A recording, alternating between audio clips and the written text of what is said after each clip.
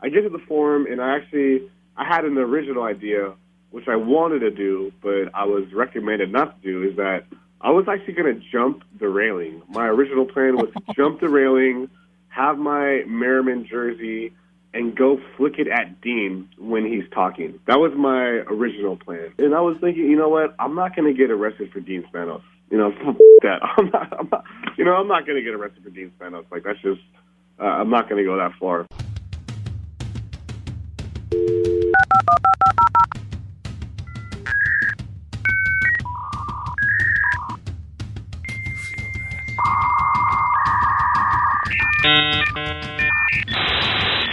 Welcome to the Reindl Report. I'm here so I won't get fined. Oh my God, Paul, you make me so mad sometimes. A podcast out of San Diego, California that rewrites the definition of mediocrity. Paul's spirit encompasses what this town is all about. He's amazing! Now, here's your host, Who was on crack? Paul Reindl. You bum. What's up? It's another edition of the Reindl Report, episode 60 of the Reindl Report. My name is Paul Reindl. This is the Reindl Report. It's a sports podcast based out of San Diego, California. Hope everyone is having a good week, enjoying the last few days of October. God, it's already almost November of 2017. It does not feel like that, but alas, there it is. And as I've said for the last, 3 podcasts now, this is the greatest time in sports. March is up there with March Madness, the NFL Draft, all combine, all that stuff. Spring training, baseball season getting underway. But, man, all of the major sports are pumping right now. The World Series, the baseball playoffs in general have been absolutely incredible. Must-watch appointment television. The NBA is rolling. NHL is going, if that's your cup of tea. NCAA football. There's just, these are the easiest podcasts I've ever had to do. I've ever done. It's just, the content's right there. I don't have to do anything. I don't have to really craft a ton of arguments or storylines. It's all right there. There's just so much to get to and so little time. But here's how episode 60 is going to roll. Typically, I do 2 or 3 segments. There will be looking like 2 segments today. And this podcast, again, being recorded on Thursday, October 26th. Coming out on the afternoon of the 26th. That's your timestamp, so you get your frame of mind. You kind of know what's going on in the sports world while this podcast is being recorded. And we have gotten through 2 games in the World Series. So much to get to. As I was saying, podcast is going to shake out like this. I've got 3 or 4 storylines that I want to get to, and I want to hit right here in the first few minutes. Kind of a rapid fire. Not going to go in depth on a ton of them. Just kind of hit a few here and there, see what sticks, you know what I'm saying? And then after that, we are going to be joined by somebody who started out as more of an unknown person and now is being interviewed by national publications and on ESPN and you name it. Joseph McCray, better known as the San Diego sign guy, he's going to join the podcast, and I'm looking forward to just kind of talking it out with him and seeing how did this all start. We know how it started when the Chargers decided to bolt on up to LA, and Joseph has been there since day one, and he was the heckler is how he was first known, and now he's known as the sign guy, and there's a whole campaign on GoFundMe and keeping that going for the rest of the season. Really just, it's crazy how, it's a true testament to what social media and how things can just spread in this day and age that we live in. So looking forward to chatting with him and seeing how do we get to this point, what do we got coming up, and where are we going with this whole Heckle and Dean, airplane banners flying around, billboards near the StubHub Center. What's that going to look like throughout the rest of the season? Looking forward to chatting with him. As you did not hear, because I hit the cough button. Still dealing with the cough. Son of a bitch. It's been like 2 weeks. I mentioned it multiple podcasts ago, at least last week, maybe even 2 or 3 weeks ago. Just had this like tickle in the back of my throat. I cannot clear it out. So, I don't know, honey, apple cider vinegar. What do I got to do? If you got any home remedies, hit me up at Paul Reindl Paul Reindl SD on Twitter, and always appreciate the feedback, and definitely will appreciate any home remedies to get rid of this stuff. And this is bad. I'm not sick. Feel totally fine. Coughing every few minutes and just clearing the throat. So that's where I'm at. Anyways, let's get into it. Like I was saying, the World Series, we're through 2 games now. Game 3 coming up on Friday. Again, this podcast being recorded on a Thursday, and it's living up to the hype. Fall Classic, or in this particular case, do we call it the Summer Classic? Because temperatures were at or above 100 degrees for the first 2 games in Los Angeles. Absolute, just crazy, this heat wave that we're dealing with in Southern California. I didn't know it was going to be that hot in Los Angeles. I know I live in La Mesa, right in between La Mesa and El Cajon as you head out into East County, and good God, it was 104 degrees at the end of October on Tuesday. It just, I don't know, man. I didn't grow up in San Diego. I've been down here for about 8 years now, and I'm still getting used to that. I mean, I don't know if I ever will. I'm used to the weather changing a little bit more negatively, starting to, get the leaves change. And I'm not the kind of person like, oh, I miss the seasons. I like Southern California. I just miss the seasons. I don't really, I go back to, I think it was Daniel Tosh, the stand-up comedian, was talking about that and using that same example. He goes, hey, we have seasons in Southern California. We just skip all the shitty ones. So I definitely fall into that camp. I am okay with summer all year round. That's why I signed up for San Diego, and that's why I hope to never leave San Diego. But, man, closer you get to Thanksgiving and Christmas and you keep having these 100-degree days, rough living out here, but hey, somebody's got to do it. World Series, though, absolutely incredible. Game 1, Clayton Kershaw and Dallas Keuchel, and then Justin Verlander gets the ball for the Astros in Game 2. Game 2, I hate talking like this because it sounds like it's just a recency bias. Oh, it's the latest great game, so everyone's going to call it the greatest game. Was that the greatest game in World Series history? No, probably not. We've had perfect games. We've had walk-offs. I think Joe Carter. I think Carlton Fisk. I think, just playoffs in general, you can go down the line. I mean, Aaron Boone. There have been some really great playoff games and really great moments. But, man, for a non-elimination game, that's where most of the great games and great moments come from. How many great moments are going to be in the 3rd inning of Game 1? No, they're going to be in the bottom of the 10th in Game 6, with a team fighting for their season and another team hoping to clinch a title. That's usually when the great moments occur. And Game 2 in particular, great moment from the beginning. From the very beginning. Not even before the game started. We got Vin Scully, the legend, the GOAT, back at Dodger Stadium, throwing out the first pitch. The theatrics were there. He goes to throw it, says his arm hurts, totally playing into it, can't throw, need to call in a lefty. Fernando Valenzuela comes out. I swear to God, I thought Sandy was going to walk out of the dugout. I'm being totally serious. I thought Koufax was coming out. It wasn't. It was Valenzuela. It's still an awesome moment, and Scully leads them in a one last, it's time for Dodger baseball, and the whole stadium's going nuts. I mean, you don't have to like the Dodgers. You don't have to care. I mean, I don't know how anybody could not like Vin Scully, even if you hate the Dodgers with all your might. Who doesn't like Vin Scully? I mean, that moment, I didn't see anybody like, oh, this is lame. This is played out. This is tired. This is, whatever. I could not get enough of it. So from that moment on, Game 2 was just incredible. I mean, think about the mental the mental toughness required to go through a game like that. And by now, you probably know what happened in that game. It was back and forth, back and forth, back and forth. The Dodgers jump out to a 3-1 lead. It's over, right? I mean, by the way, their only runs came off of home runs. They only had 2 hits through, 8 innings?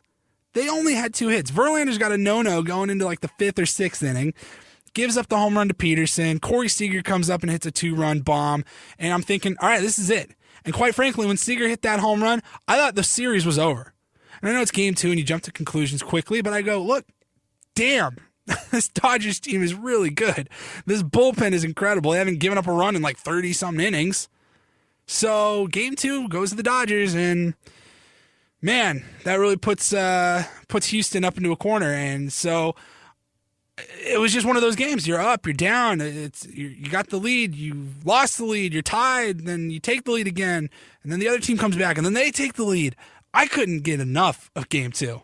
I really couldn't. It was, I think Doc Roberts called it an emotional roller coaster. Dave said it was an emotional roller coaster after the game. Justin Verlander called it an instant classic, and they're right. That was an emotional roller coaster. I was mentally tired. I mean, mental exhaustion, it's a thing, okay? And I know it makes you sound like a wimp or whatever you want to go down that line. I will use my job as an example, and I'm not complaining at all. I just want to get that out there, but I am a sports radio producer. Dan Cilio Show, Mondays through Fridays, 6 to 9 on the Mighty 1090, just in case you haven't heard. But in my position, I can think of at least 20 different things, whether consciously or subconsciously, that I am paying attention to and keeping track of and being aware of. I've got 5 different computer screens. I've got the phone ringing. I'm listening to some sound in one ear, and I'm listening to whatever the hell Dan is spewing off in my other ear. I'm thinking, I got to tweet this out. I got to podcast this. Got to call the guest at this exact time. Texting another guest to see if we can get him on the show in a few minutes. I'm not complaining. I love what I do. It's a lot of fun. And hopefully, if you've listened at all, you've maybe appreciated at least something that I've helped contribute to. But I'm not complaining. But I tell people, they're like, oh, you're only working for like 3 hours. I'm like, well, there's a lot of work that goes into those 3 hours, just so everyone's aware. But yeah, you're right. I'm 3 hours really intense on the job. But in those 3 hours, it is go, go, go. I mean, like I said, at least 20 different things. I'm not going to name them all right now, but I could name 15 to 20 to 25 things probably that I'm keeping track of, I'm being aware of, and my brain is just working. And I get a 3-minute break for commercials to maybe run to the bathroom or maybe take the headphones off and just breathe for a second. And I'm like, damn, man, after 3 straight hours of that, you're mentally exhausted. You're tired. That's the thing. You're not physically tired. Like, you're not like, oh my God, I'm sweating. I'm breathing hard. But mental exhaustion is a thing. And you got to be mentally tough in some situations like that. Am I comparing my job to playing a 4.5-hour World Series professional baseball game? No, I'm not. But I am drawing a bit of a comparison there, I guess. And that's saying that these guys, man, on both teams, Astros or the Dodgers, whether you win or lose, man, to jump up and down like, oh my God, we finally won. We finally got this thing. We got to the Dodgers bullpen. We got to Kenley Jansen. This thing's over. Only to have, Kike Hernandez, another RBI double, and then Puig's hitting home runs. And then Springer comes up and hits the one and puts it up 7-5. And then I think it's Puig, right? Or no, Culbertson in the bottom of the 11th. Charlie Culbertson. Who the hell is Charlie Culbertson? He hits a home run. Now it's 7-6, and you're thinking, oh my God, this game is this going to be tied again? I mean, 8 home runs, the most in World Series history in Game 2. And I believe 6 of them came from the 9th inning on. These pitchers in the extra innings, late innings, they're not even throwing anywhere near the plate. They're terrified. They're thinking, I don't want to get shelled again. I don't want to leave this anywhere near the plate. That's that mental toughness that I was talking about, and that's where that came into play. In the World Series, like I said, day 1 of the MLB playoffs has been incredible. It has been must-watch television. I could not recommend it enough. And if you are one of those people, oh, baseball, it's so boring, it's like watching paint dry, tune in, give the World Series a chance. You will not be disappointed. Next on the docket, I'm not going to spend a ton of time, but I do want to talk about it. And I've talked about it before. This exact same scenario. Like, this is not the first time it's happened. It's not the second time this has happened. It's not going to be the last time that this has happened. But Cam Newton is back to his old ways. Did it again. Panthers, they're having an okay season. They're, I think, 4-3, 3-4, somewhere in there. They're having a very meh season. And Cam Newton, you remember a couple of weeks ago, made the condescending, I'd say sexist comments to a female reporter who asked him a legitimate question. And he said, it's funny to hear a female talking about routes, and laughed it off. I don't know if he thought he was being funny. Never really, at least publicly, apologized to her. He apologized to his fans and to his sponsors and to the Panthers, but never actually apologized to the poor girl that, yeah. And then you remember she had all of her old tweets resurfaced. I mean, crazy story. Flash forward, I think it was 2 weeks later, last week, no Cam Newton. Does not come to the podium for his weekly availability to the media. And I understand a lot of people are probably going, who cares? Who cares who talks to the media and who does it? Well, it's part of his job. It's part of the quarterback's job. I believe it's every Wednesday. The quarterbacks get out in front of they get on the podium. They talk to the media, 10 minutes, whatever. And that's that. The head coach does it. Some select players from each team do it. But the quarterback is the face of the team. He's the face of the franchise. He runs the offense. He's the star player. He is the one that has to get up there and do it. So Cam Newton didn't do it last week. And if you want to draw your own conclusions about how the team's been playing and whether or not his availability has been affected by that, you can go ahead. So then this week, Cam Newton gets asked a completely legitimate question by a male. It wasn't a female. He didn't laugh at her or at him. He rolled his eyes at the reporter who was talking about big plays and, not the offense struggling and all that. And Cam just rolls his eyes at him, says, next question, and then just walks off and leaves. He's done. And the Panthers have to come out and they have to, release some bullshit statement. Oh, Mr. Newton thought that his media media requirements had been fulfilled because he was there for almost 9 minutes. No, he didn't. He didn't think his time was up. He was asked a question point blank. He rolled his eyes at the guy and he walked off and he pouted and he moaned and he stormed off to the locker room. We've seen it before. We're going to see it again. I go back to the Super Bowl. I like to give guys the benefit of the doubt, a bit of a hall pass because it was the Super Bowl and just lost the biggest game of your career. Yeah, you had time to cool off, shower, change, and then address the media. And Cam still was, on the verge of tears and just pouting and had his hood up and just got up and left, wouldn't talk to the media. Okay, Super Bowl, I'll let it slide. However, I will point to just about every other quarterback that's been in that position and say, well, what did they do? Look at them. I mean, Russell Wilson, he had the biggest choke job in NFL history in the Super Bowl when Malcolm Butler picked him off on the 1 yard line. Should have handed it off to Marshawn. Anybody else agree? They probably should have handed it off to Marshawn Lynch. Anyways, I mean, Russell Wilson got up there and he talked to the media. You don't think he was pissed off? How about last year? You think Matt Ryan was a little steamed after giving up a 28-3 lead and losing to the Patriots in the Super Bowl? You think Matt Ryan really wanted to talk to the media? No, but guess what? He did because it's part of his job. And he didn't give any sarcastic bullshit comments. And he didn't roll his eyes. He answered the questions and he moved on with his life. And Cam Newton cannot do that. And I've even heard defense for Cam Newton. Well, he's still young. No, he's not, okay? He's 28 years old. He's been in the NFL for 7 or 8 years. He played 4 years in college and then 7, this is like his 8th year in the NFL. Figure it out, dude. Be an adult.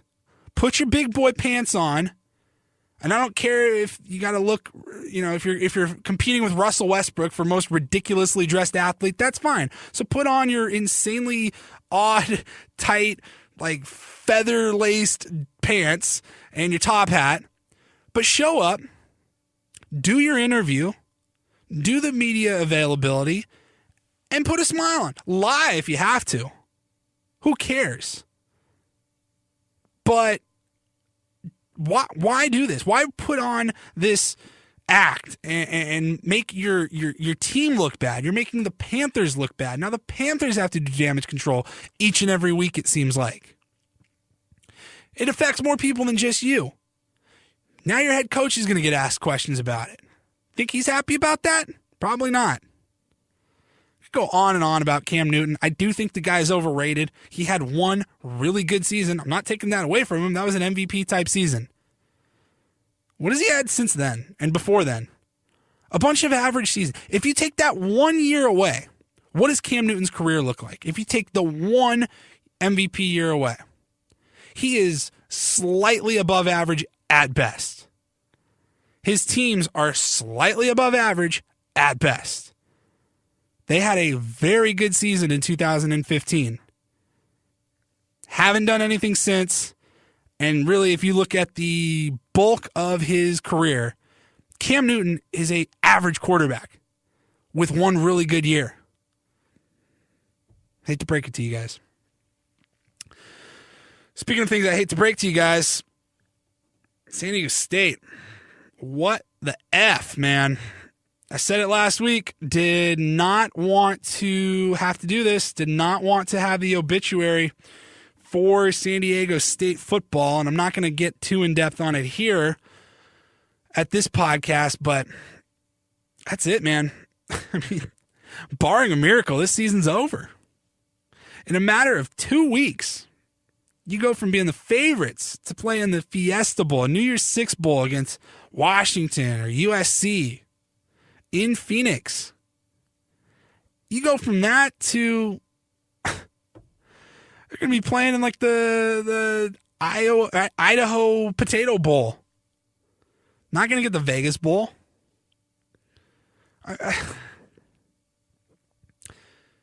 Said you could not let one loss turn into two losses. And they didn't just let one loss turn into two losses.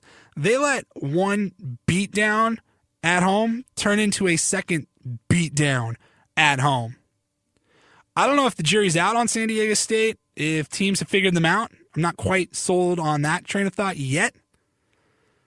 Christian Chapman's really struggling. It's going to be really easy to just say, oh, well, the offensive line, they're banged up, they're so young, blah, blah, blah, blah, blah. Good teams can at least bounce back a little bit from some injuries. Good teams can bounce back from at least a little bit of adversity. I'm not saying that Alabama is going to beat whoever. You know, if four of their starting five offensive linemen go out and they're starting redshirt freshmen that never played before, I'm not saying that. But I am saying that a team like Alabama shows a little bit of fortitude. I'm saying Alabama doesn't lose 27-3 in Tuscaloosa. San Diego State let Fresno State walk in, and from the opening whistle, that game was all Bulldogs. All Bulldogs. Now, Penny, you know, their first offensive series, they get down near the red zone there, and Penny fumbles it, and you could say, well, maybe that changed everything. What happens? Who knows what happens if San Diego State gets a touchdown there? Well, they didn't get a touchdown. They didn't really even get close the rest of the game. 27-3. That is a beatdown, and that's coming off a 31-14 loss to Boise State just 7 days earlier. It's not all roses right now in Aztecville. The Mesa has seen better days, and it's just going from the expectations and letting our minds wander a little bit and go, God, we're going to be in a New Year's Six Bowl. We could go undefeated. Is Penny going to get invited to New York for the Heisman candidate trophy? I mean, we at least were able to have those conversations, and it was pretty fun, and we might have gotten a little bit excited. And so why this loss was so big, if you're not aware of the Mountain West standings, Fresno State was 3-0 in conference play, and San Diego State was 2-1, or 2-1 heading into that game last week, and now San Diego State's 2-2, and Fresno State's 4-0. And they've got the tiebreaker game, obviously, against San Diego State. They are 2 games ahead, and there's only 4 games remaining, so do the math. I mean, San Diego State, they do not control their own destiny. They're going to have to win out, and they're going to have to hope for Fresno to lose, 3 out of those 4? I mean, if they want to represent that division and play in the Mountain West Championship game, it's not looking good. And it's tough. It's too bad. Like I said, I bleed black and red. I wish things were different. But they got Hawaii this weekend. We'll see where it goes from there. And then quickly, I want to get to just a little bit here in the Lakers. LeVar Ball, Lonzo Ball. It's still weird to me that we introduce Lonzo Ball as, you say LeVar Ball first and then Lonzo Ball. LeVar Ball. Lonzo, his son, he plays on the Lakers. He's like the one that actually does stuff. But everybody knows LeVar. And there was, a lot of people chatting about it because the Wizards and the Lakers played this week, and LeVar said the Lakers aren't going to lose 2 games in a row. Book it. Don't worry about it. And everyone's, John Wall's going to shut Lonzo down, and everyone's gunning for Lonzo now to shut his big mouth dad up. And hey, LeVar Ball was right. LeVar Ball called it. Listen to this. So the telecast for the Wizards and the Lakers game, they caught up with LeVar. There was 9 minutes left. Lakers were losing. There were 9 minutes left in the fourth quarter. The Lakers were losing to the Wizards, and they catch up with LeVar Ball, and he says, look, they're going to win. And then listen to the sound, listen to the interview, and then listen to the play-by-play. This is the broadcaster of an NBA game talking about the father of a son who, the father of the point guard for one of the teams that is playing. And I don't know. And I saw this. I couldn't remember a parent being interviewed like this during a game. I mean, was Archie Manning getting interviewed in the third quarter of Peyton's games in his earlier days in Indianapolis? I don't remember that, but here's LeVar Ball. You said a couple of days ago that the Wizards need to beware because the Lakers are not going to lose on back-to-back games. Yes, that's what we still got time. It's 9:42. Time, man. See me after the game. They're going to get this W. Takes the shot. No good. And the Los Angeles Lakers have stunned the Washington Wizards here. Never question LeVar Ball again. The Wizards added fuel to his verbal fire tonight, and his team and his son have come back to take this game. Never question LeVar Ball again. I gotta say, man, I loved it. I'm on the big baller brand train, man. I'm on it. Triple B's. Not gonna buy a pair of shoes because I'm not a big enough baller to buy those pairs of shoes, but I'm down, man. I support it. Is LeVar Ball a little bit crazy? Maybe. Does he go out and say some very outlandish things? Absolutely. But I go back to something we talked about a couple podcasts ago. Story in the USA Today that LeVar Ball is the worst parent, the worst sports parent in all of America. And I go, is he? What has he really done that's that bad? Besides say that he could beat Michael Jordan, with his hand tied around his back. No, he couldn't. Is LeVar Ball really the worst sports parent in the country? You want to know? I'll tell you who the worst sports parent in the country is. It's the dad that's not even there. It's not the dad that is there and might be a little bit loud and obnoxious and whatever you want to call it. That's not the dad that's the worst dad in America. The worst dad in America is the one that's not there. The one that's not at every game. The one that's not cheering for his sons and wanting his sons to do well.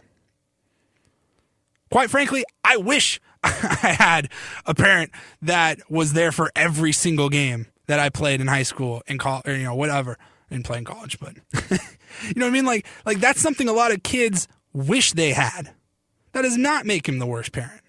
So I don't know. I just thought that was a little unnecessary to dub LeVar Ball the worst sports parent in America. And then I just saw that, and he called his shot, man. He said, look, come back in the end of the game. Come see me after we get this dub. There's plenty of time left. Calls it.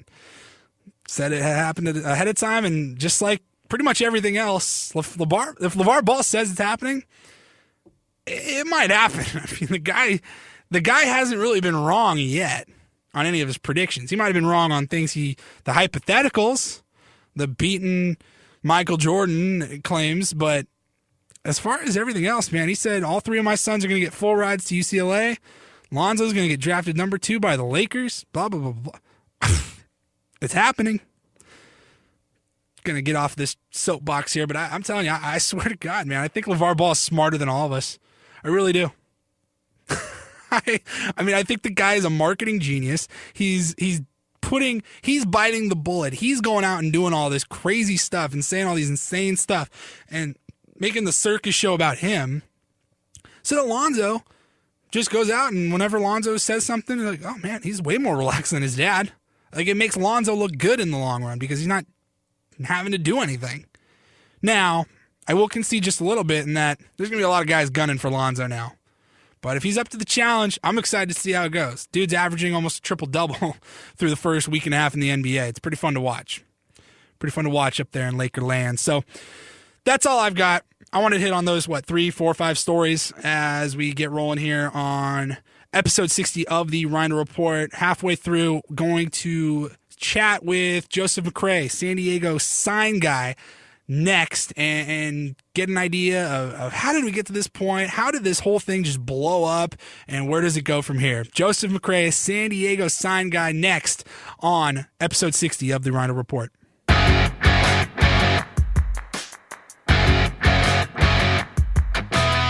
All right. I teased it earlier. Got Joseph McCray, SD sign guy, ready to roll here on episode 60 of the Reindl Report. Got a lot to get to with him. This guy, like I said at the beginning of this podcast, as far as I could tell, and I don't mean any disrespect, but relatively unknown, at least in the national scene. I'm sure he's a very friendly guy. He's got a ton of friends here in San Diego, but probably wasn't on Outside the Lines too often before this year. Probably wasn't, getting hit up by Sports Illustrated and USA Today and all these other major publications before he became SD sign guy. So wanted to have him on the Reindl Report. First time making an appearance on the podcast. Looking forward to talking with Joseph McCray. Joe, how you doing, man? Oh, good. What's up, man? How are you? Hanging in there, my brother. Hanging in there. How's everything going with you?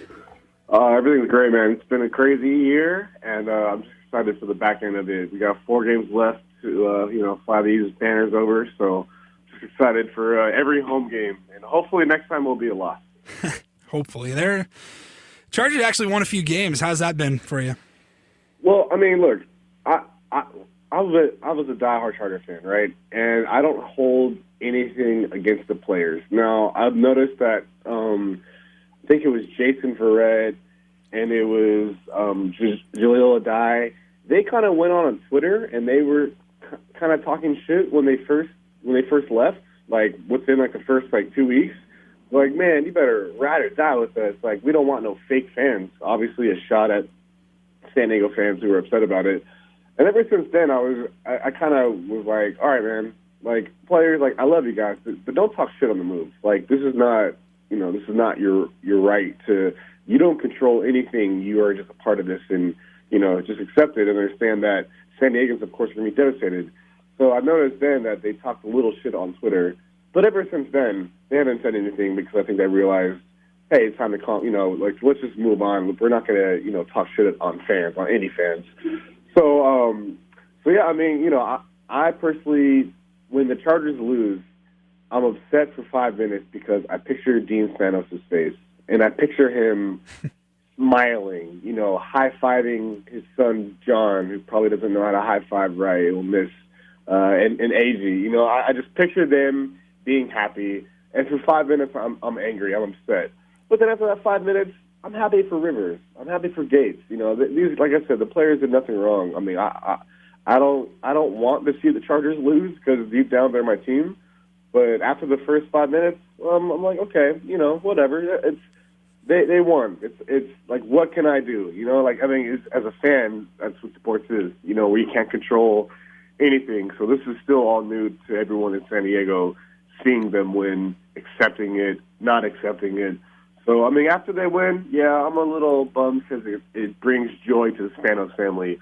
But like I said, after the first 5 minutes, Gates, Rivers, Bosa, Gordon, you know, I feel good for them because, you know, they work hard for this, man. This is what they do for a living. This is a job, so I don't mind that. Yeah, I mean, yeah, I'm really not. I'm in the same boat. I mean, I didn't hold too much of a grudge when I saw some of the newer guys and the younger guys like, hey, it's LA. You know, they were probably psyched, like, in all honesty, like guys that didn't grow up on the West Coast and were like, damn, like, I'm going to be living down the street from Hollywood. Like, this is going to be sick. I'm a millionaire. I'm a 22-year-old millionaire in Hollywood. Yeah. I didn't really have too much of a problem with that. You notice you didn't hear anything from Rivers. You didn't hear anything from Gates because outside of those two guys, nobody really had an attachment to San Diego that was on the Chargers roster last year. So it didn't really bug me too much. And like you were saying and alluding to, and I'm totally on board with it. I've been saying it since they left, honestly. I'm like, there's still going to be some draw from San Diego, whether it's positive or negative. There's going to be a connection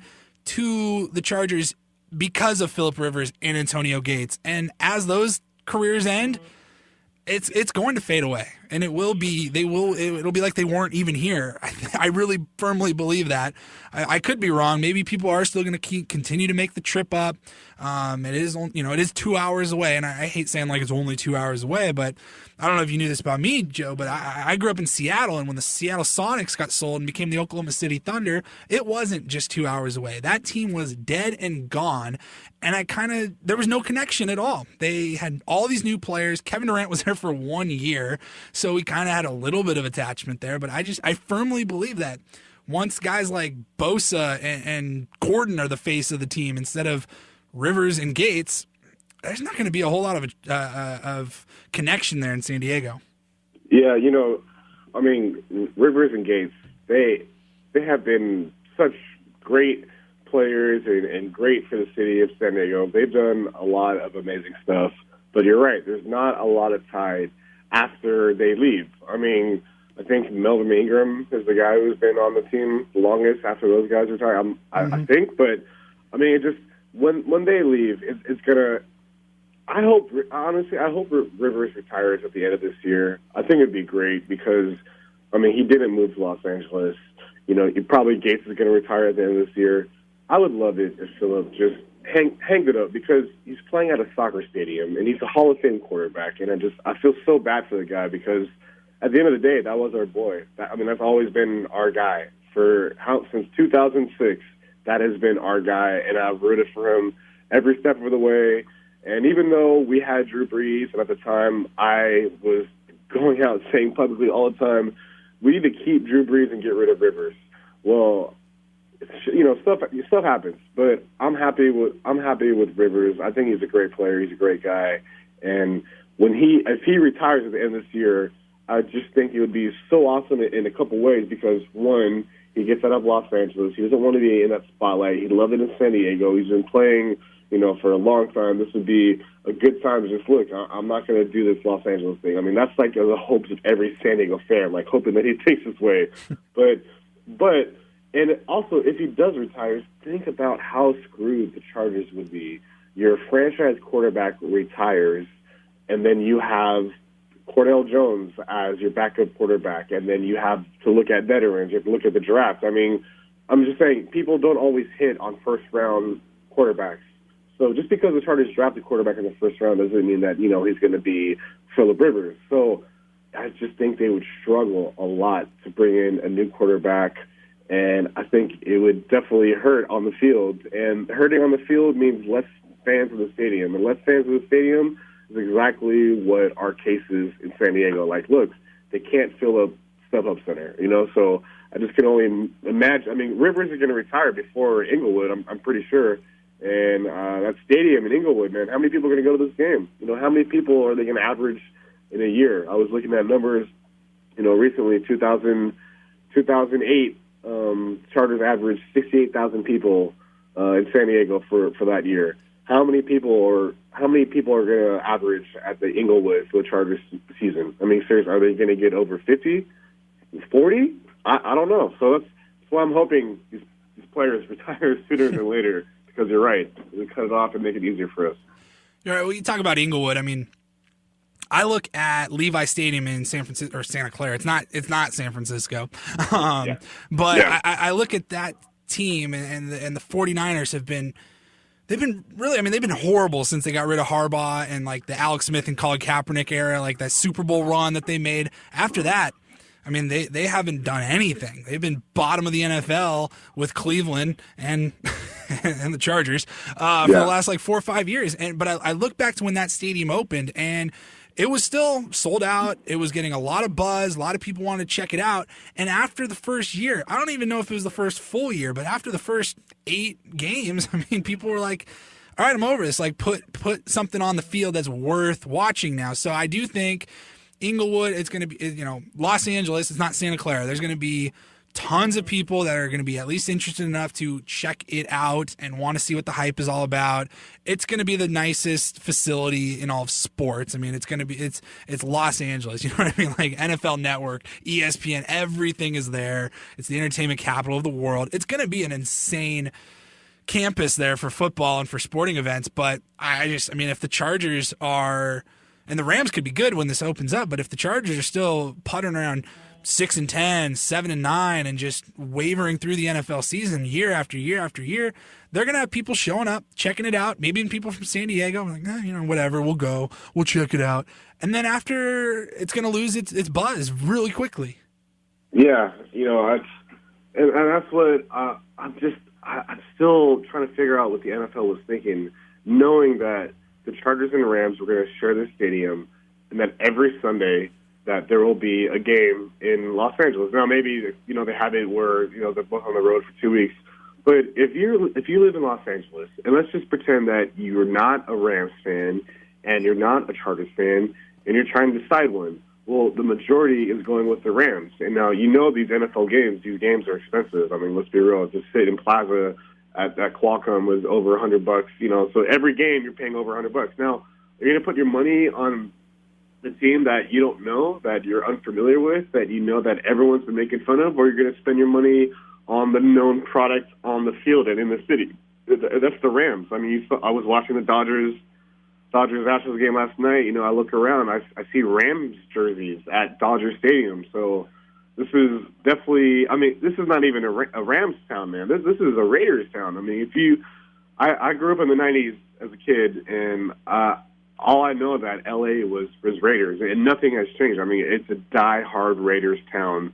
The Rams are second, even though they have the team. But knowing that city of Los Angeles, and knowing, let's just, Dean Spanos, you just gave the Raiders a 9th home game until you're in Los Angeles. How does that feel, man? That's your horrible decision that you think you can start a fan base that can compete with the Raiders and compete with the Rams. I mean, when they play the Raiders in StubHub, we already know what's going to be like. It's going to be really bad. But imagine it in Inglewood.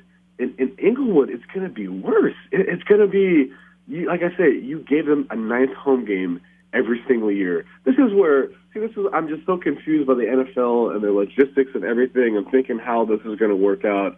This is not going to work out. It is really. They're never going to have a home field advantage ever. I mean, seriously. I mean, this is the Chargers are known for that team as, hey, we want to go to an away game this year. We're New York Jets fans. We're Buffalo Bills fans. Let's go out to the West Coast.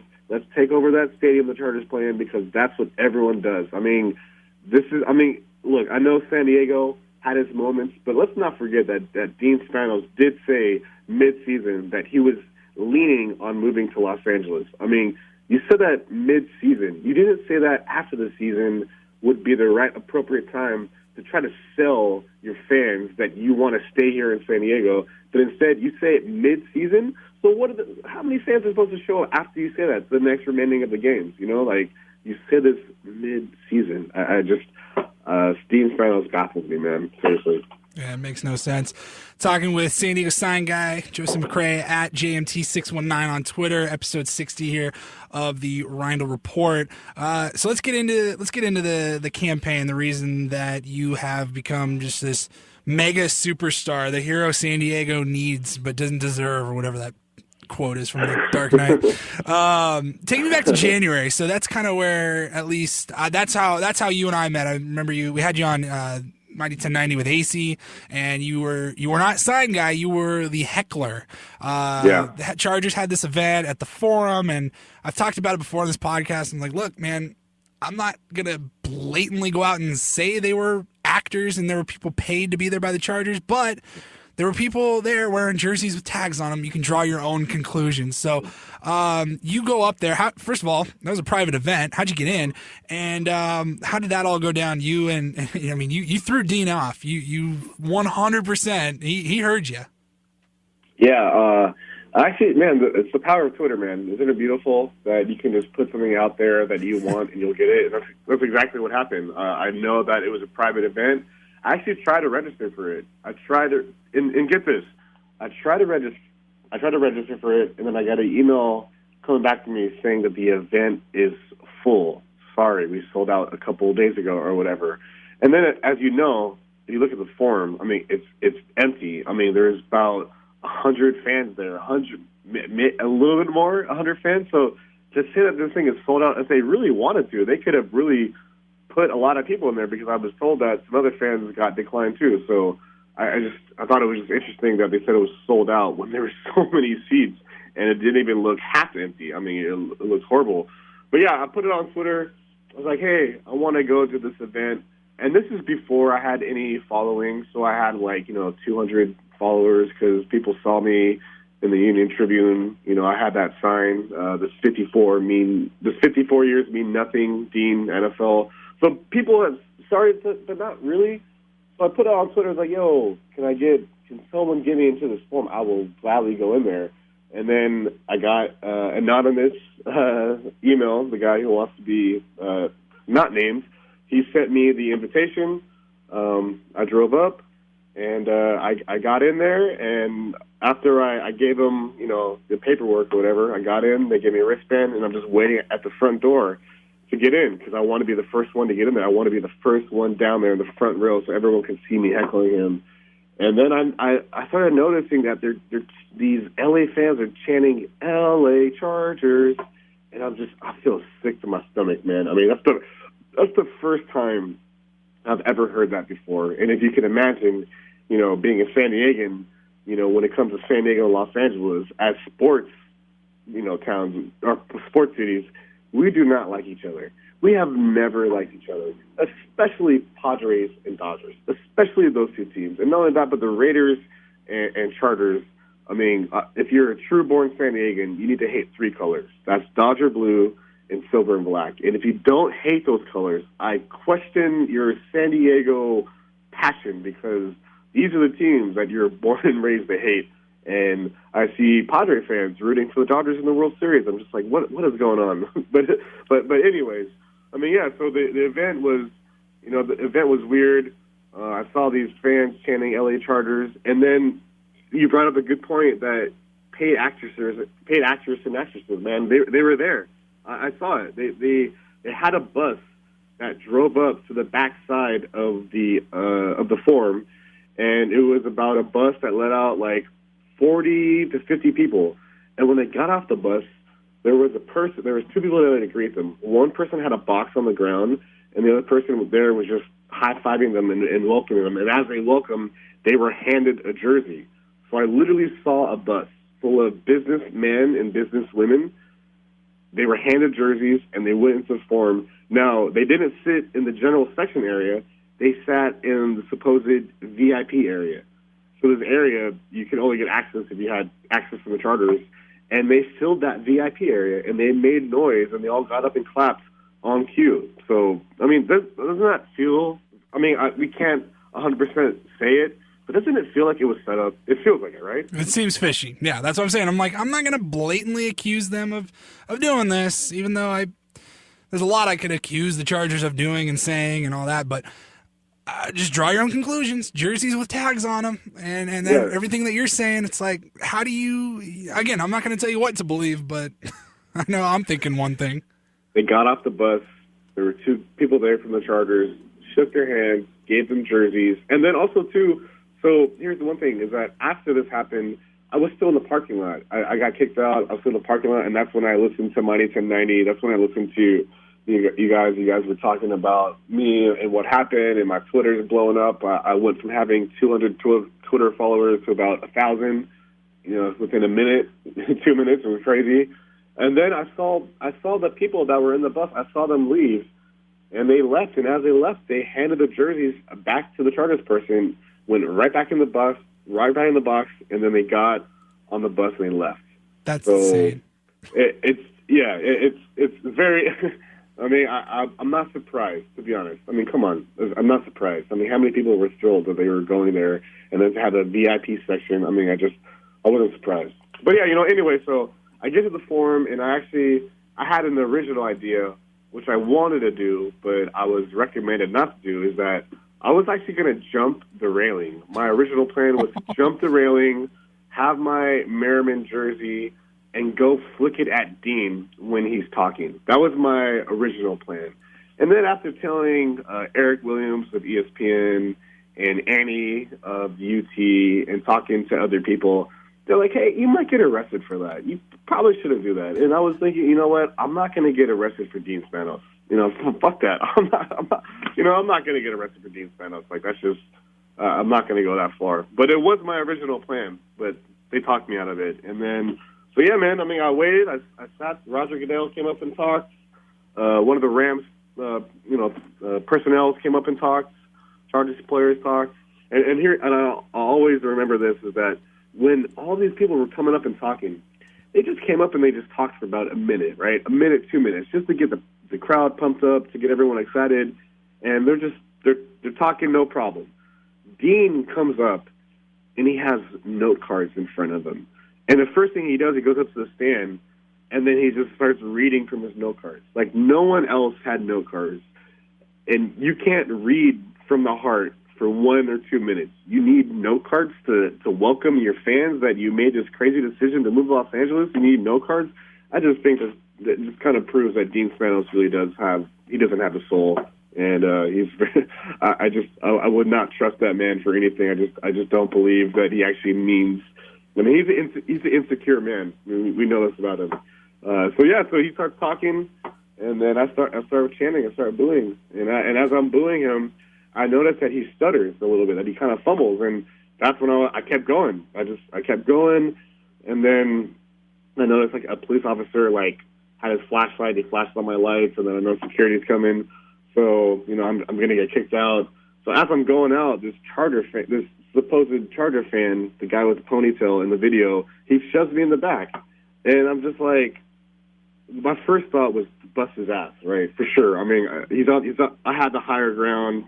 I'm on top of him. I could have easily just busted his ass. But I was like, am I really going to be that fan that got arrested at a Charger rally? Like, come on, So I wasn't going to do that, even though a part of me wanted to. But I didn't want to show that San Diego didn't have, because I know that I was representing San Diego. I know I was for sure 100% representing San Diego in that moment, and I didn't want to be that San Diegan that got arrested. And then, the national media comes up, this guy has no class. He goes into a pep rally to heckle, and he gets a fight with a fan. I didn't want to be that guy. So, the whole day was interesting, man. It was a very interesting day. Yeah, I hear you. So let's move forward then a little bit. Take me to, I want to say it was like maybe March or April, the billboards and the banner, all this is, when did all this stuff come to mind? People by now, they know that we got banners up or billboards up in Los Angeles near the StubHub Center. They've probably seen the signs flying behind the planes, but when did all this kind of come to mind, and realistically, like, what was your goal here? Well, yeah, I mean, after the forum happened, I had a following, and everyone, you gotta strike when it's hot, right? So I knew that in that moment I had a following, and if I wanted to do more, I wanted, like, man, these games are not going to be good. playing at a soccer stadium. I mean, I just had this passion in me that was just like, no, like, don't give, like, keep going. Like, think of more. And, you know, if people know me, they know me, I guess, as, you know, they know me as a sign guy. And I was like, okay, what can we do with signs? I'm going to go to the game, and I'm going to have signs. I'm going to have, you know, and I did. I went to the Week 2 versus Dolphins. I went in there, had a couple signs. But that's when I just thought, let's get a billboard up. I mean, they're right. I mean, I drove by the Stuff Up Center about a month after that they announced they relocated. So I drove by because I was in Los Angeles for a concert, and I drove by it, and I was like, wow, this is right by the 405 North. This is right by the, I believe it's the 78 that runs across it. And that's when I was looking for billboards, and I'm driving on the freeway. I see them, and that's when it just kind of clicks. Okay, start a GoFundMe, see what we can do. Go on media all over San Diego. Go on, you know, Mighty 1090. You know, go on local news stations. See if you can promote it. See if you can get it, and it works. You know, I got the money for the billboard, and then after I started getting, you know, a little bit of momentum, that's when I started getting more donations than I thought. I mean, my original goal was $10,000, and then people just kept donating because I went on shows like Scott and BR. You know, I did interviews. And then after I purchased the billboard, you know, we had money left over, and I was like, how do I want to spend this? Do I want to, you know, what's the plan? And I feel like this whole campaign is anti-Dean Spanos and anti-Chargers. So that is, I mean, you know, I've gotten some heat from those people who are saying, your campaign, man, you can do so much more with your money. You're so bitter. Just get over it. Like, you know, all this stuff. And they're right. Sure. I'm not going to sit here and say what I'm doing is not bitter. I mean, I'm not saying that this money couldn't go to something else with everything that's happening in Florida, in Houston, in Puerto Rico. You know, so I'm not going to sit there and be like, my money is legit and, you know, wham. Like, no, y'all are right. You guys are right. But I did start a GoFundMe page for a certain cause, and this is the cause that we're going for. And over 650 people have donated to this cause. So this is what they want. This is what the people want. So who am I to say, no, it needs to go to somewhere else? So that's when I was like, all right, I mean, all this money is going to go to something anti-Dean Spanos. And that's when I thought of the flyover for the first game. And I kept it a secret for a long time. I didn't tell anybody. But then after making friends with the pilot, man, this pilot, I'll tell you what, he hates the NFL and he hates Dean Spanos. Like, he gets a joy out of doing this. And I was talking to him. I was like, hey, maybe you can get one for free next time. But this guy hates the Chargers, hates the NFL. And so after, you know, we flew our plane over Week 2 against the Dolphins, I got a lot of buzz. People were begging to doing it more and more. And that's when I decided, all right, I can either stop the campaign right now because we got the billboards are up for a month, the plane flew over, and we're good, and that's it.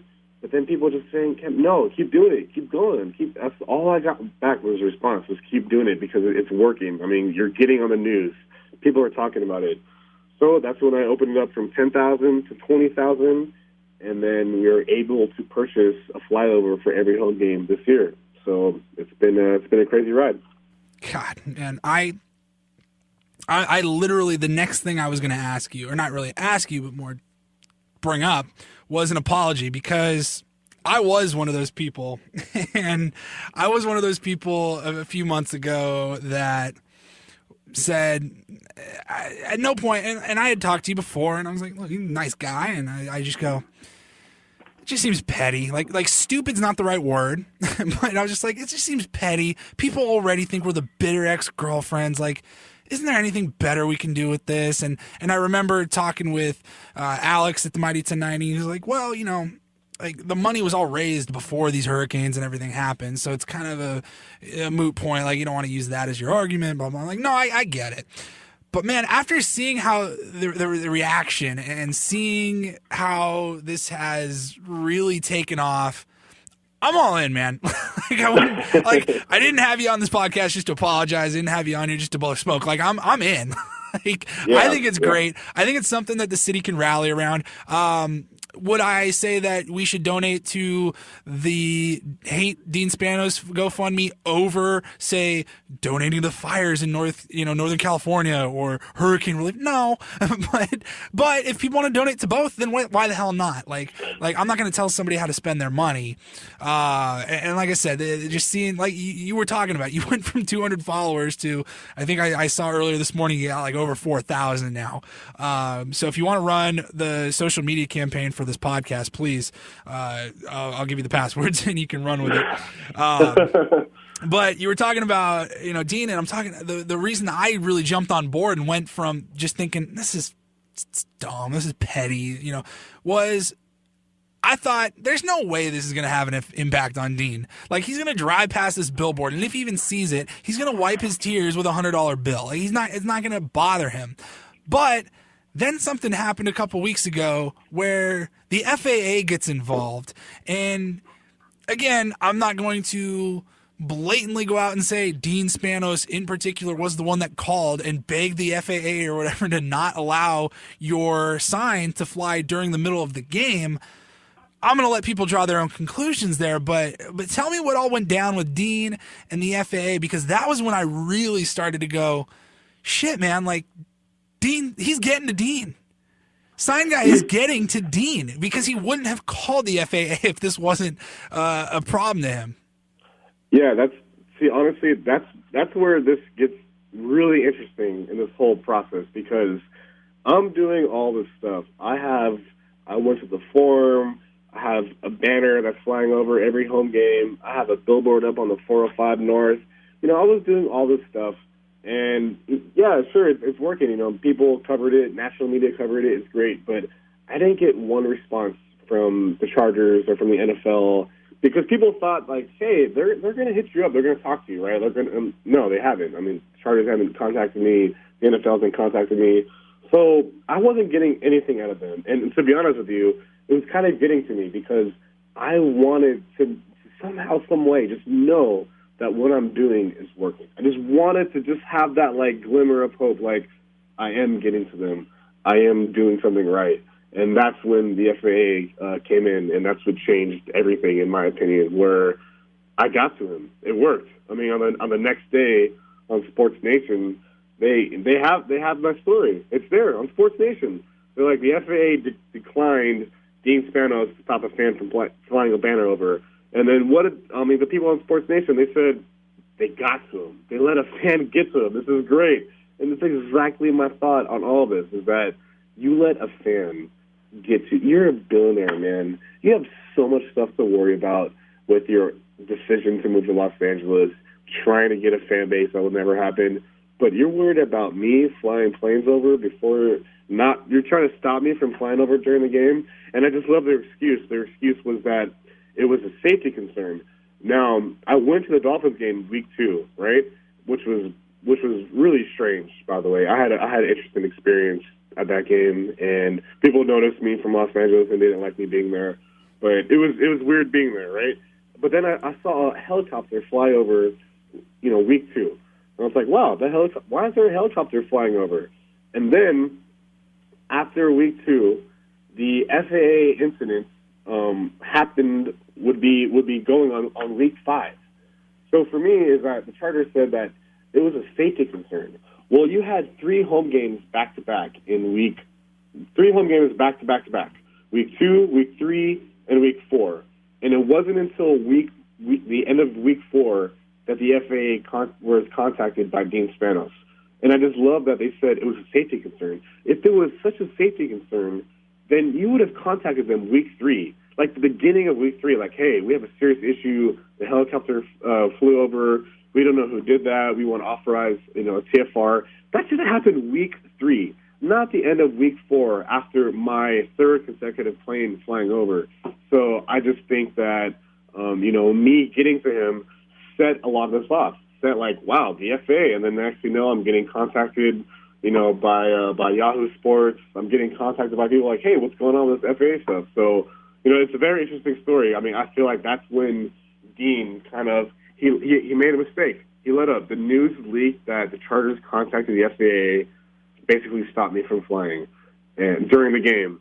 And that's when everything changed. It was a game changer because what I was doing was working, and that's when I knew that I had to keep doing it the entire season. Yeah, man. I like I said, that's when it changed for me. And I go, God damn, he is getting to him. Because, like you said, what is a billionaire doing worrying about what a fan has to say like that? Like, who really? But that all leads back into the insecurity that man has, and he's got plenty of insecurities. Joseph, before I let you get out of here, so where are we going from here? You talked about you got the rest of the year paid for the home games. Are we no longer doing away games? I know you were going to fly one in New York, which would have been freaking incredible, and the weather just decided not to cooperate. You did fly one up in Oakland, which I thought was awesome because you didn't just shout out to San Diego. You weren't only repping San Diego. You were representing all three of the markets that are getting screwed by the NFL over the last couple of years in Oakland and St. Louis. If I tune in at 10 o'clock and watch Tom Brady and the Patriots roll over the Chargers on Sunday, will there be a banner? Well, right now we only have the remaining home games. Now, people have hit me up saying, "Hey, let's do a flyover every single game." Now, look, I'm all for it, right? I'm totally for it. But right now, we have the money right now for the rest of the season for the home games. So that's a plan going forward. I don't have anything planned this week in New England. And if there was one away game that I was going to do, that hasn't happened yet, that's coming up this season, I would love to get a plane to fly over before the Thanksgiving game between the Chargers at Cowboys. I think that if we can get now, I'm not sure if we can do this because I've been told that the FAA, like my original plan for the away game was after Oakland was the Super Bowl. That was my plan. I wanted to have a plane fly over the Super Bowl. What time? What better message? But the NFL gets a TFR that entire day, so no one can fly over that entire day. So that was my original plan, was to do on the Super Bowl, which would have been great. But so I'm not going to have one this week, but I'm going to try to push to get one that flies over on Thanksgiving. If we can do it, I'll do it. So I'm still trying to work it out with the pilot because he's still trying to see it because it's Thanksgiving, they might get a TFR and people may not fly. But I did talk to my pilot about it before. He's like, hey, if you want to do it, I'm down, because his pilot is he's on my side. He wants to help me. He wants to help. He knows that doing this represents a lot of San Diegans and a lot of people that have lost their teams. So if we can do it, man, Thanksgiving is the time to do it. And if not, maybe we can do one over away game. But we don't have anything planned for this week in New England. And we don't have any planned for Jacksonville when they get back. But when they do come home, they play against the Bills. We'll have a banner there. And then we might do something else for one more away game. And if not an away game, if we can't do Thanksgiving, if we can't do the Super Bowl, I was thinking maybe one weekend we can do, like, I'm really, here's my best case scenario, is that I'm hoping that the Rams win a playoff. I mean, they make the playoffs, right? I hope that they win the NFC West. That is my absolute goal as if any Charger fan, because the Chargers would miss the playoffs and the Rams would win the division, and they'd have a home playoff game. And if they had a home playoff game, we have a plane flying over for that home playoff game. So those are that's my goals. If not Thanksgiving, then a potential home playoff game for the Rams. And if the Rams don't get a home playoff game, maybe we could still have a banner fly over, maybe the AFC Championship game, maybe the NFC Championship, something to get our message across. Because if you notice, I'm not the only one flying planes over. Did you see the guy in Jacksonville? Did you see the guy in Green Bay? These are all happening after I started doing it. So I thought it was pretty funny. I mean, more power to you, man. And all this stuff that people are saying that's negative, that I'm wasting my time and wasting energy and all that. This is a form of a protest and nothing more, right? This is a protest. So people have a right to protest. So just picture it as a protest, because that's what it is. People can say it's bitter, sure, but when have you felt so strongly against something that you protested somehow, some way? Maybe you haven't. Maybe you've never protested, or maybe you have. But if you have, this is the exact situation that I feel like we're doing. and it's working. Look at USA Today ran an article on the banner on Sunday, and then Yahoo Sports came out with an article that they contacted me about to get my insight for it. So it's working. We just got to keep pushing at it, and hopefully it works out that the Rams win the division, and we'll have a plane flying over that home game. God, man, I can't wait. I cannot wait. And I know I'm in on a little bit of the secrets just because of where I work at 1090. I hear from Alex, and you and me text a little bit off the air about, we're going to let the fans decide. Like, these are the options that we're looking at for the sign, for the banner. I freaking cannot wait for the Raiders home game. That's really actually an away game, but going to be a home game. There's going to be something magical happening that week. I cannot wait.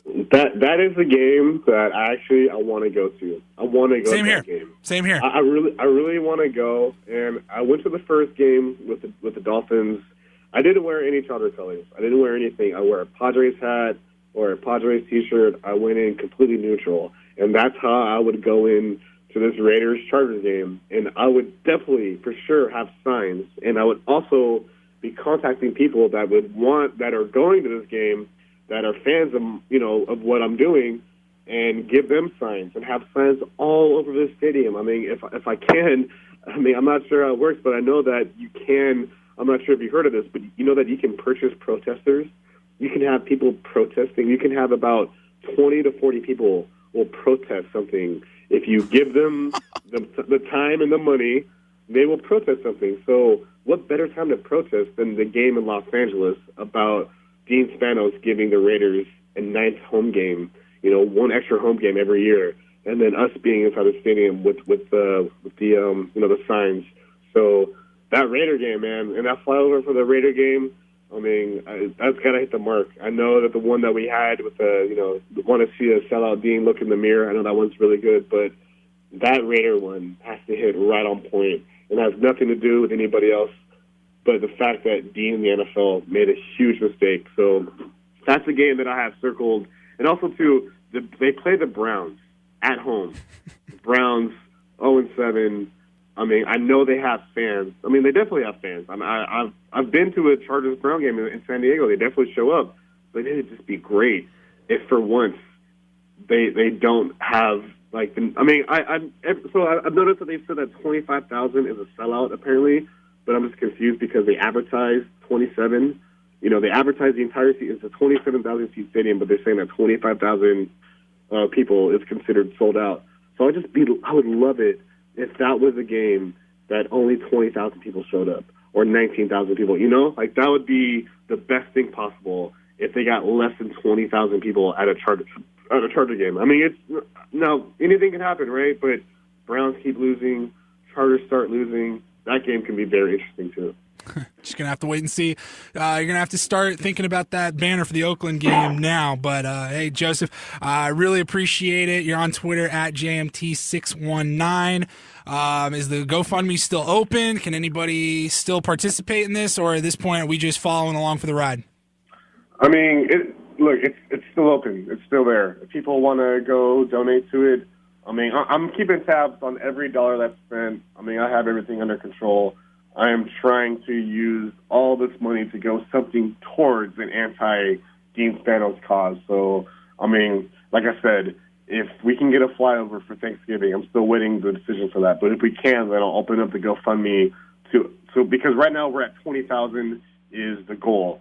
But if we can do a game at Thanksgiving, a game with the Rams, another, one more away game, then I can open up to a little bit more. Maybe we can make the goal like 22,000, 23,000. But, if people want to donate, I still am doing work. I'm still deciding to, like I said, you can buy protesters. I'm thinking of that. I'm thinking of something to do for the last 4 home games of the StubHub Center. So I guarantee you this money is going to a good cause.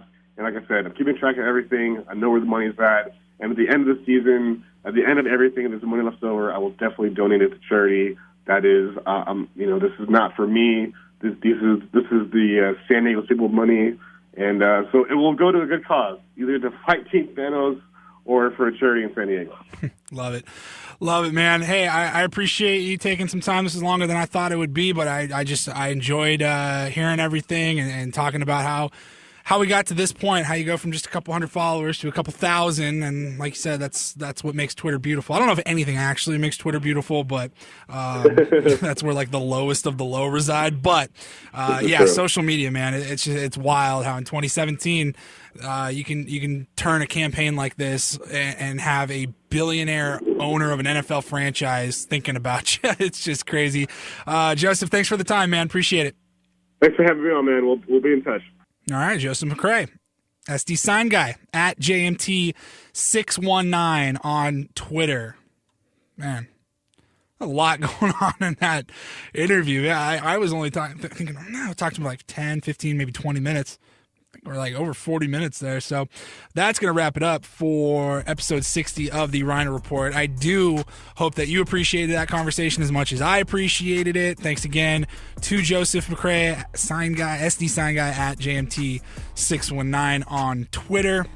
So much going on in sports right now, man. Loving the World Series. Again, I highly recommend checking out the World Series. If you think baseball's a little bit boring, check it out, man. You will not be disappointed. Cam Newton, figure your stuff out, man. This act, I'm over it. San Diego State at Hawaii. Is their season over? It very well might be. So much going on, so much to get to. We will have to do another podcast next week. How about that? Maybe the World Series will be decided by then. Houston, LA, what is going on? I don't know, but I want to thank you guys for tuning in. As always, my shameless little plug, you can follow me on Twitter at Paul Reindl SD, and don't forget to subscribe to this podcast. I really appreciate it. It helps me out. I'm trying to grow the podcast, you know? So if you got an iPhone, grab the podcast app. It's the purple microphone. Hook up the Reindl Report. Just search the Reindl Report. Go right there. Hit subscribe. And what that does is every time I post a podcast, within just a few minutes, you get it sent right to your phone. And it tells you, hey, new alert, new podcast, check it out. And it downloads it right to your phone. You can go to thereindlreport.com as well. And you can get this podcast, an interview, and every other podcast and interview I've done. It's going to be all right there at thereindlreport.com. And I'm always looking for feedback, what you like, what you don't like. Let me know. And that's all I got. Until next week. Paul Reindl, out.